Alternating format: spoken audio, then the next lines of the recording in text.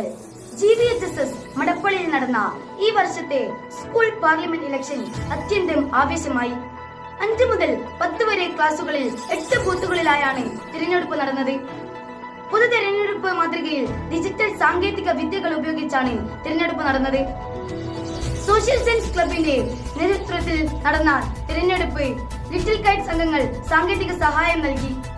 ഓരോ ബൂത്തിലുമുള്ള പോളിംഗ് ഉദ്യോഗസ്ഥർക്ക് ലിറ്റിൽ കൈറ്റ്സിന്റെ നേതൃത്വത്തിൽ നേരത്തെ പരിശീലനം നൽകിയിരിക്കുന്നു. SPC, JRC, scout and guide എന്ന സന്നദ്ധ സംഘടനകളും മറ്റ് അധ്യാപകരുടെയും മികച്ച രീതിയിലുള്ള സേവനം ഈ തെരഞ്ഞെടുപ്പിന് ഉടനീളം ഉണ്ടായിരുന്നു. ഇനി തിരഞ്ഞെടുപ്പ് ദൃശ്യങ്ങളിലേക്ക്.